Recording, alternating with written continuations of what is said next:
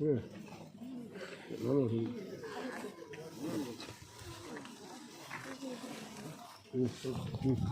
சொல்லாங்களா? ஐயா எல்லாரும் ஊத்துருங்களா? ஐயா கை கட்டிங்க, அது இடுமலை கை வச்சு ஐயா. ஐயா சொல்லாங்களா? ஓம் கணபதி மகா கணபதி ஓம் குருவே குருவே துணை குருவறிந்த மூலையில் அறிவறிந்து வாழ்பவன் நான் கும்பிட்டேன் கழித்துடுசேன் குன்றாமல் நீராடி ஏன ஏறி மாலை சூடி வீர ஜாமக்கண்ணான் சுவாமி இதே முறையாக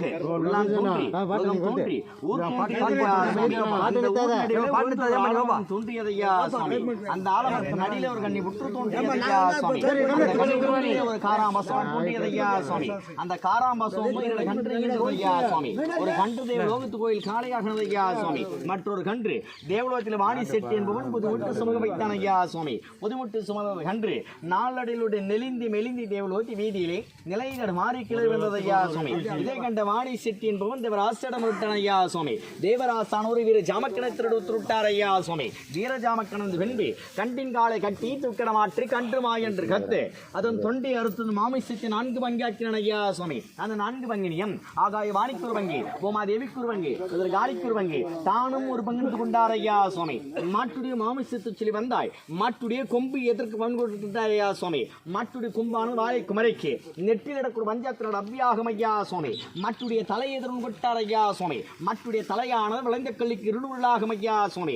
மாட்டுடைய தோல் எதிரும் கொட்டார் ஐயா சுவாமி. மாட்டுடைய தோளானது வாராகம் வடமாகம் தாங்கள் ஏறும் பட்டத்து யானைக்கு கட்டி ஓட்டும் நகர் ஜீனியாகும் ஐயா சுவாமி. அதிலும் இந்த தோளானது மரமேறும் ஷானானுக்கு சறுக்குமடமாகும் ஐயா சுவாமி. மாட்டுடைய நரம் எதிரும் கொட்டார் ஐயா சுவாமி. மாட்டுடைய நரமானது ராமன் லட்சுமணன் அர்ஜுனன் பீமன் பஞ்ச பாண்டவர்கள் வில்லுக்கு நானாகும் ஐயா சுவாமி. மற்றுடைய எழுதுடன் கட்டார் ஐயா சுவாமி. மற்றுடைய எலுமானது தலை சீப்பாக செக்கங்களாக ஐயா சுவாமி.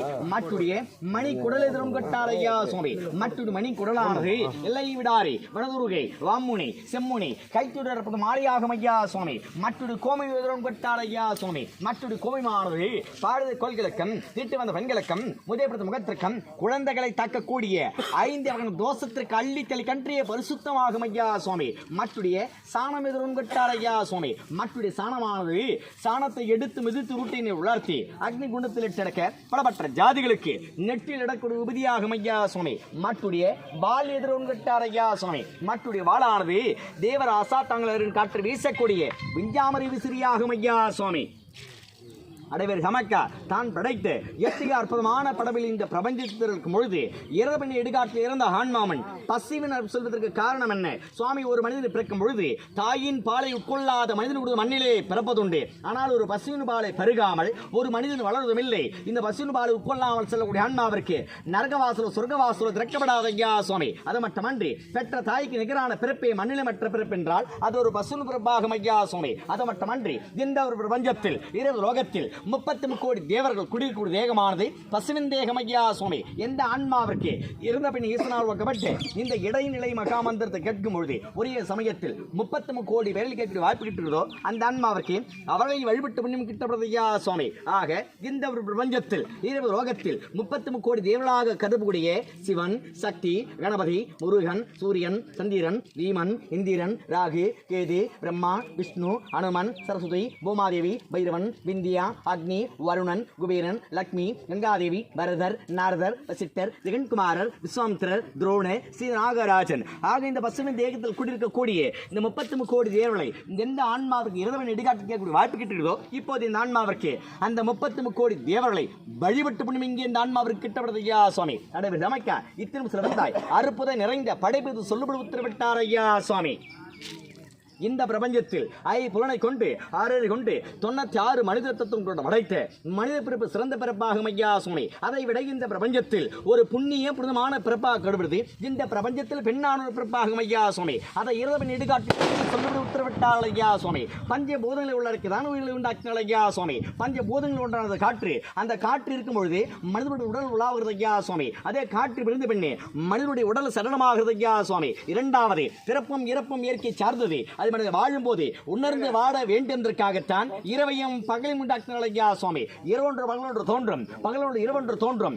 மனிதனுக்கு பிறப்போன்று ஒரு நிச்சயம் ஒரு நாள் இறப்பொன்று தோன்றும் என்பது மனிதன் வாழும் போது உணர்ந்து வாழ வேண்டும் என்பதற்காகத்தான் இரவையும் பகலும் உண்டாக்கினார் ஐயா சுவாமி. மூன்றாவது படைத்து காத்தளிக்கக்கூடிய விஷ்ணு பிரம்மா ருத்திரர் இந்த மூன்று மூத்தலாளர் வாழ்வாதாரம் என்று ஒவ்வொரு மனிதனும் உணர்ந்து வாழ வேண்டும் என்பதற்காக இந்த பிரபஞ்சத்தை உண்டாக்கும் போதே மூன்று புலவலாக விழுந்தார்கள் ஐயா சுவாமி. அத்தலம் சுத்தல பாத்தாளம், அத்தலம் என்றால் வானம், சுத்தலம் என்றால் பூமி, பாத்தாளம் என்றால் இறந்த புண்ணிய புதைக்கும் இடம் ஐயா சுவாமி.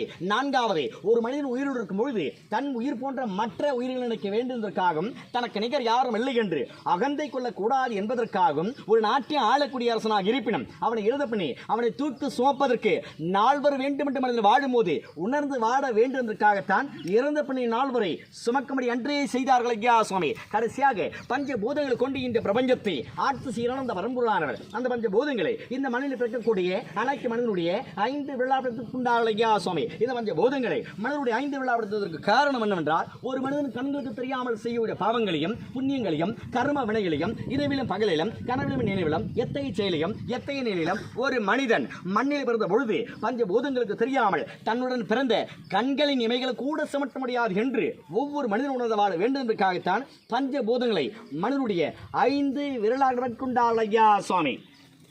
அளவில் அமக்கா உள்ளது உள்ளது வந்தாய் பூமாதேவியால் பாரம் தார முடியாமல் ஆதிசேஷன் புதுமாட்டம் கொள்கிறான். அதனால் ஈர பழுத்தவளா ஒரு துங்குழுதி அதை நீச்சல் பார்க்க வேண்டும் என்று உத்தரவிட்டார் ஐயா சுவாமி. அதனை வீரஜாமக்கணும் எனக்கு ஈரோட்டிற்கு சொல்லுபடி உத்தரவிட்டார் ஐயா சுவாமி. இந்த ஒரு பிரபஞ்சத்தில் ஈரோகளாக கருதக்கூடிய பூலோகம், சிவலோகம், அமர்லோகம், சிவலோகம், தபாலோகம், சக்கியலோகம், மகாலோகம் 7 மேலகுல ஐயா சுவாமி. அத்தலம் வெத்தலம் சுத்தலம் தலாதலம் அகாதலம் இராதல வாட்டாளம் 7 கிலோகுல ஐயா சுவாமி. அதனை ஈஸ்வர பார்க்க வேண்டும் என்று உத்தரவிட்டார் ஐயா சுவாமி. அதை வீரஜாமக்கணும் சுவாமி என்னால் ஒரே சமக்க முடியாது. ஆக இந்த உள்ளே அதுகளை கஞ்சா மாசி இது கொட்டை இது மருந்து 64 மாசம் கொடி விஷயத்தை தங்களுக்கு கொடுத்து தாங்கிற வட்டத்தை ஏறி இந்த உயிரிழப்படுத்த கட்டண ஐயா சுவாமி. அதில் தேவராசானவரோ அப்படியே குடும்ப உத்தரவிட்டார் ஐயா சுவாமி. வீரஜாமக்கணும் ஆரோச்சி காட்டி பிரிச்சு கொட்டி 3 மத்தியாக்கணும் ஐயா சுவாமி. தான் ஒரு மத்த எடுத்து கொண்டு யானைக்கு இழுத்து வெள்ளி தமக்கெடுத்து வங்களை குச்சி நீட்டி வான விலங்கு உடைக்க உயிர்களை வளர்த்த பொருட்பட்டான ஐயா தேவலோகம் சுவாமி. ஒவ்வொரு மனிதனுக்கும் 24 கட்டம் மரணம் என்பது விதி மரணம் ஒன்றுதான் ஐயா சுவாமி. இந்த வீர ஜாமக்கன் எட்டு சாபனம் மட்டும்தான் இந்த மண்ணில் இருக்கக்கூடிய மனிதர்களுக்கு அகால மரணம் துர்மறுவதற்கு காரணமாக ஐயா சுவாமி. அகால மரணம் என்னவென்றால் ஒரு மனிதன் எதிர்பாராமல் இருக்கும்போது தன்னை மரணம் தழுவினால் அது அகால மரணமாகும் ஐயா சுவாமி. துர்மரணம் என்னவென்றால் மரணத்தை மனிதன் தெரிந்து கொண்டு அவன் துடித்தது மாழ்வது துர்மரணமாகும் ஐயா சுவாமி. அப்படி மனிதன் சாக வேண்டும் என்று 8 சாபம் என்னவென்றால் பூ உதிரை பிஞ்சு உதிரை காய் உதிரை கனி உதிரை ஒரு மாட்டு உருகி விட 2 மாத்து உருகி விட 3 மாத்து முழுது விட 4 மாதம் அழிக்க விட 5 மாதம் அழிக்க விட 6 மாதம் திறந்து விட 7 மாதம் திறந்து விட 8 மாதம் இருக்கிற விட 9 ஒழிக்க விட 10 மாதத்து பிண்டம் பருவமன்னிட்ட சாபனால் மட்டும்தான் கருவில் கூட உயிர்கள் கலைந்து சாவதற்கு இவன் இட்ட சாபம் தான் காரணம் ஐயா சுவாமி. அடைவர் கமக்கா இட்டை கட்டளை மருந்து புத்தி பெறும் சாபத்தை செய்து விட்டார். இனி வரக்கூடிய ஆண் மக்களுக்கு பாவத்துக்குரியது புண்ணியத்துக்குரியது தர்மத்துக்குரியது அதர்மத்துக்கு சொல்லுபடி உத்தரவிட்டார் ஐயா சுவாமி. ஆக இவையெல்லாம் பாவம் பாவத்திற்கு சொல்லுபடி உத்தரவிட்டார் ஐயா சுவாமி. பெற்ற தாய் தந்தையை குறைங்கால் எடுக்கணும் கூட பிறந்த குறும்புகள் சொல்லணும் ஒக்க பிறந்த வட்டி சொல்லணும் வாத்தியாடு வாயில் போடணும் பண்ணான் ஆவி கூலி குழாதவனம் கூலி குறைப்பவனம் குறிமர கலப்பவனம் பிச்சைக்கு வந்தவர் பண்ணாய் என்று சொல்லணும் குடுவாப்பித்தின் கெடுவார் கிடவனம் பசுமாட்டின் காலை கட்டி சொட்ட சொட்ட வாழ்க்கிறவனம் கறந்த பாலை காலாவதுவனம் நடக்கிற வயலில் நஞ்சுமுள் போடுவனம் குடிக்கிற தண்ணில குடும்பாசனம் குலக்கரணம் நட்ட கல்லை பிடிக்கணும் கோயில் சொத்தை கொள்ளையடிப்பனம் ஊரை எடுத்து வரப்படணும் நாய் வழக்கான நந்தன வைக்கானம் பூனை வளர்க்காத ஊத்தோட்டு வைக்கானம் திருமணம் கை கூடாத கண்ணி பெண்ணை பார்த்து துர்பாக்கியசாலி என்று சொல்லணும். திருமா குழந்தை பெண்ணை பார்த்து வரை என்று சொல்லணும். திருமா கடந்த பெண்ணை பார்த்து முண்டச்சு என்று சொல்லணும். முன்னூறு உதாரணப்படுத்தணும் விளைபெறி விட்டுமேப்பணும் விளைபெறி முழலைக்கப்படும் விதிவிதிக்க மண்ணை விசத்தேறியப்படும் குருரோகம் செய்யணும் பொய்ச்சாட்சி சொல்லணும் செய்து நன்றி மரப்பணும் கட்டணம் கேடு புத்தி கொள்ளணும் கொள்ளையடிப்படும் கட்டிய கணவன் இருக்கு கண்டவனா நினைக்க பெண்களுக்கும் கட்டிய அனைவருக்கும் மற்றவர்கள் ஏற பார்க்க ஆண்களுக்கும் சுவாமி இந்த ஒரு பிரபஞ்சத்தில் 20 லோகத்தில் 28 லட்ச கோடி நரகங்கள் இருக்கிறது ஐயா சுவாமி. அதிலே கொடிய நரகமாக கருதக்கூடிய 7ஆம் நரகம் தள்ளி பாம்பு குழி பள்ளி குழி அட்டை குழி அரணை குழி கொதிக்கும் எண்ணெய் கோப்பரில் தள்ளி முழுசகுணா விளாசி பெரும்பாதத்தில் தள்ளி பெரும் பாறையால் முடக்கிடவார்கள் ஐயா சுவாமி. இது மனிதன் மண்ணில் வாழும்போது செய்த வாதத்திற்கு பூதம் உள்ளிட்டு செல்லக்கூடிய ஆன்மா அனுபவிக்கக்கூடிய தண்டனை இதுவாகும் ஐயா சுவாமி. ஆக இவையெல்லாம் புண்ணியம். புண்ணியத்துக்கு சொல்லிவிடு உத்தரவிட்டார் ஐயா சுவாமி. பெற்ற தாய் தந்தையை பிறங்காதற்காரம், கூடப்பறதல் குறும்புகள் சொல்லாதம், வக்கப்பதில் வடிவு சொல்லாதம், வாத்தியாலை வாயில் படாதம், வண்ணான் ஆவி கொடுத்தவனம், கூலி குறைக்கானம், குறைவர்களக்கானம், வெச்சிக்கந்தோர் வனவாய் என்று சொல்லாதம், குடுவாப்பத்தின் இடுவார்க்கற்கானம், பசுமாட்டின் காலை கட்டி சொட்டத்திட்டு வாழ்க்கற்கானம், கறந்த பாலை காலாவதிக்கானம், கட்டிய கணவனை மட்டும் கண்கண்ட தெய்வமாக நினைக்க பெண்களுக்கும், கட்டிய மனைவிற்கு மற்றவர்களை ஏற பார்க்காத ஆண்களுக்கும், சுவாமி நம்மை பறிக்கூடிய பிரம்மனுக்கு 4 வகையான சிறுடையா சுவாமி. அப்படி 4 வகை சுருங்கள் மேலுத்துண்டையா சுவாமி. அப்படி 4 வகை சுருளா கட்டக்கூடிய சாரோபே சாலோபே சாகிச்சே சுவாமிபே இந்த 4 வகை தர்மத்தை செய்து நன்மாசிரம் ஐயா சுவாமி. இடைகாட்டுக்கு செல்லக்கூடிய சடலத்தை இறக்கி இடைகாட்டி இந்த மகாமந்திரத்தை செல்வதற்கு முக்கிய காரணம் என்னவென்றால், இந்த பிரபஞ்சத்தை உண்டாக்கிய பஞ்சலிங்க புண்ணி தலங்களாக கருதக்கூடிய நிலத்துக்கு ஒரு எதி பிரித்து நம் காஞ்சிபுரத்திலே இருக்கிறது ஐயா சுவாமி. நீர் கூறுது அப்படி இந்த வாணிக்காடு இருக்கிறது ஐயா சுவாமி. நெருப்பு கூறுது தேவின் திரு வண்ணாமலை இருக்கிறது ஐயா சுவாமி. காட்டுக்குரியது வாவலிஸ்தி காலத்தில் இருக்கிறது ஐயா சுவாமி. வானத்துக்குரிய ஆகாலிங்கம் நம்ம சிதம்பரத்தில் இருக்கிறது ஐயா சுவாமி. இந்த பஞ்சலிங்க புண்ணி தலங்களுக்கு ஒரு மனிதர் வாழும்போது சென்று வந்தால் அவனுடைய ஜென்ம பாவ புலாவங்கள் தருந்து சொர்க்கத்திற்கு செல்லப்படுவார்கள் ஐயா சுவாமி. அதற்கு நிகரான புண்ணியம் இரதபடி ஈடுகாட்டிய இந்த ஆன்மாவிற்கு இந்த பஞ்சலிங்க பேர்களுக்கு வாய்ப்பு கிட்டுகிறதோ இப்போது இந்த ஆன்மாவிற்கு அந்த புண்ணிய தலங்களுக்கு சென்று வந்த புண்ணியம் இங்கே கிட்டப்படுது ஐயா சுவாமி. அது மட்டுமன்றி ஒரு மனிதன் வாழும்போது செய்த பாவத்தை வாழும்போதை பெற்றுக் கொள்ள வேண்டும் என்றால் புண்ணிய நதிகளாக கருதக்கூடிய காசி, ராமேஸ்வரம், திருநள்ளார், கயா, கங்கைக்கு சென்று கங்கக்கரை நீராடி கங்கைக்கரையில் கையில் கொண்ட காசு எந்த மனிதன் தலையை சுற்றி கங்கக்கரை விட்டருகின்றானோ அந்த மனிதனுக்கு ஜென்ம பாவ புலபங்கள் தீர்ந்து சொர்க்கத்திற்கு செல்லப்படுவார்கள் ஐயா சுவாமி. அதற்கு நிகரான புண்ணியம் இறந்தபடி ஈடுகாட்டி இந்த மகா மந்திரத்தை கேட்கும் பொழுது கையில் கொண்ட காசு எடுத்து தன்னுடைய 3 தலைமுறை முன்னோர்களை நினைத்து தலையை 3 முறை சுட்டி சரணமுனை காசை விட்டறிந்தால் அந்த மனிதனுக்கு மட்டுமல்லாமல் அவரை சேர்ந்த 3 தலைமுறை முன்னோர்களுக்கும் இந்த மகா மந்திரத்தை கேட்ட புண்ணியம் கிட்டப்படுது ஐயா சுவாமி. அதனால் மட்டும் நான் இடுகாட்டில் காசை தலையை சுட்டி விட்டெறிவதற்கு இதுவே காரணமாகும் ஐயா சுவாமி. இந்த பாடு எதற்கெல்லாம் ஈடானது? 1000 திருமணம், 1000 அன்னதானம் ஒரு மனிதர் வாழும்போது செய்தால் அந்த மனிதனுக்கு எத்தகைய புண்ணியங்கள் கிட்டுமோ அது நிகரான இடுகாட்டில் இந்த மகா மந்திரத்தை கேட்கக்கூடிய ஆன்மாவிற்கு அதை செய்த பலன் கிட்டப்படுது ஐயா சுவாமி. இந்த மந்திரத்தை சொல்லும் பொழுது உன் காலால் கட்டி விதித்து மந்திரத்தை சொல்றதற்கு காரணம் என்ன சுவாமி? இரவு சடலத்தை உறவினர்கள் அக்னி மூட்டி பூஜைப்படியாண்டாமல் காப்பதவர்கள் கடமையா சுவாமி. அப்படி காத்த அந்த சடலத்தை என் எல்லைக்குள் கொண்டு ஒரு பொழுது 2 கோள்கள் கொண்டு 7 புள்ளி கொண்டு பாடை கட்டணும் ஐயா சுவாமி. இந்த பாடை கட்டுவதற்கு காரணம் என்னவென்றால் இந்த ஆன்மா வாழும்போது செய்த பாவத்திருகோள் புண்ணியத்திருகோள் இந்த பாவமும் புண்ணியம் இந்த ஆன்மாவை 7 ஜென்மம் திருப்பதி 7 புள்ளாகும் ஐயா சுவாமி. இப்படி என் எல்லைக்குள் வரக்கூடிய இந்த ஆன்மாவானது எனக்கு தாழி வழி சொந்தமில்லை, தந்தவை சொந்தமில்லை, இருப்பினும் பரமலாக்கப்பட்டு இந்த புண்ணிய மந்திரத்தை சொல்லி நரகவாசல் மூடி சொர்க்கவாசலை திறக்கக்கூடிய இந்த மகா மந்திரத்தை சொல்லும் பொழுது காலால் கத்தி மிதித்து சொல்ல வேண்டும் என்று கட்டிருக்கிறது ஐயா சுவாமி. ஏனென்றால் இங்க ஏற்கனவே அகால மரணம் துருமன் அடைந்த துஷ்ட சக்திகள் எனக்கும் என் சன துன்பம் நேரம் கற்றுக்கொள்ளவே மகா மந்திரத்தை சொல்லும் போது காலால் கத்தி மிதித்து சொல்ல வேண்டும் என்று கட்டிருக்கிறது ஐயா சுவாமி.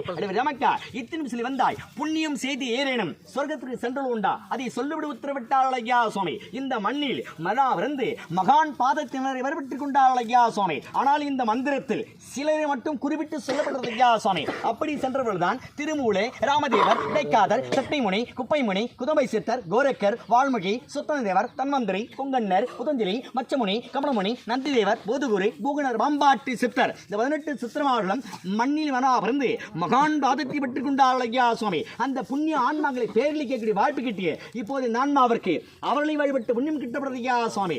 ஆக புண்ணியத்திலே சிறந்த புண்ணியம் எதுவென்றால் தவச்சு வாய்க்கு தண்ணி கொடுப்பதும், வாயார பசி என்று வருவதற்கு வயிறார் அன்னம் கொடுப்பதும், அநாதைகளுக்கு அடக்கல் கொடுப்பதும், பிறவிலே ஊனமுட்ட உதவி செய்வதும், கோவில் கட்ட நிலம் கொடுப்பதும் சிறந்த புண்ணியமாகும் ஐயா சுவாமி.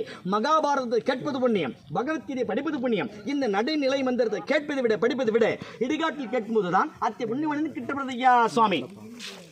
ஏனென்றால் நம்மை படைத்தந்த வரமுலானவர் பஞ்சபூதங்களை கொண்டு இந்த பிரபஞ்சத்தை ஆட்சி செய்கிறார்கள் ஐயா சுவாமி. ஈசானம் தர்ப்பணம் அகௌரவம் வாமம் சத்து சாதம் யாரை கொண்டு ஆட்சி செய்கிறார்கள்? விஷ்ணு, பிரம்மா, ருத்ர, மகேஸ்வர, சதா சிவன் என்ன தொழில் செய்கிறார்கள்? படைத்தல், காணுத்தல், அழைத்தல், மறைத்தல், அனுகிரகம் செய்தல். சுவாமி இந்த மகாமந்திரத்தை செல்வதற்கு முக்கிய காரணம் என்னவென்றால் இருந்த இந்த ஆன்மாவிற்கு அவரை சேர்ந்த உறவினர்கள் இதற்கு 7 வகையான சடங்குகள் செய்தவனும் ஐயா சுவாமி. அப்படி 7 வகையான சடங்களாக கருதக்கூடிய சம்காரம், சந்தேகனம், விருதோச்சனம், சூடம், சபிட்டி சூடிகரணம், மாசிகபிண்டம், சிரார்த்தம்.